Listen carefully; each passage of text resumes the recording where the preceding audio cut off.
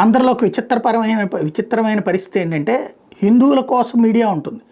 ఎప్పుడయ్యా అంటే తాము ఏ పార్టీకి కొమ్ము కాస్తారో ఆ పార్టీ అధికారంలో లేనప్పుడు వీళ్ళు హిందుత్వ ఎజెండాలను ఎత్తున పెట్టుకుంటారు. అదే సందర్భంలో పార్టీ మంది అధికారంలో ఉంటే హిందుత్వాన్ని దూషించేటటువంటి వ్యవహారాలు నడుపుతుంటారు. ఇది విచిత్రం, లేదా డౌన్ ప్లే చేసేస్తుంటారు. ఇప్పుడు చూడండి, ఈనాడు జ్యోతిలో కాశీనాయన క్షేత్రం గురించి ఏమైనా రాశారా? లేదు. సాక్షి ఇప్పుడు రాసుకొచ్చింది. ఓవరాల్గా కాశీనాయన క్షేత్రానికి సంబంధించి చక్క డీటెయిల్డ్ వార్త అయితే రాసుకొచ్చింది. గతంలో అటవీశాఖ అధికారులు అక్కడ నిర్మాణాల మీద అభ్యంతరాలు తెలిపిన కూల్చివేత వరకు వెళ్ళలేదు. వైఎస్ జగన్ సీఎంగా ఉన్నప్పుడు అక్కడ ఉన్న 13 హెక్టార్ల భూమిని అటవీ చట్టం నుంచి మినహాయించాలని అప్పుడు కేంద్ర అటవీ పర్యావరణ శాఖ మంత్రి భూపేంద్ర యాదవ్కి లేఖ కూడా రాశారు. అటవీ సంరక్షణ చట్టం రాకముందు నుంచే ఇక్కడ దేవాలయాలు ఉన్నాయని కేంద్రం దృష్టికి తీసుకెళ్లారు. కడప ఎంపీ వైఎస్ అవినాష్ రెడ్డి సైతం పలుమార్లు కేంద్ర ప్రభుత్వ పెద్దల దృష్టికి ఇదే సమస్యను తీసుకెళ్లారు. అయితే కూటమి ప్రభుత్వం మాత్రం వెనక ముందు చూడకుండా కూల్చివేతలు చేపట్టింది. నెల్లూరు జిల్లాకు చెందిన కాశీనాయన అనే సిద్ధుడు బాల్యం నుంచి ఆధ్యాత్మిక చింతనతో దేశాటం చేస్తూ పుణ్యక్షేత్రాలు గడిపారు.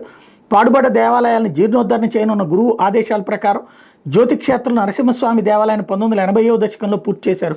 కాశీనాయన పరపదించాక 1995 నుంచి జ్యోతిక్షేత్రం కాశీనాయన క్షేత్రం అయింది. ఇక్కడ నుండి అహోబిలం లక్ష్మీనరసింహస్వామి దేవాలయానికి కాలిబాట కూడా ఉంది.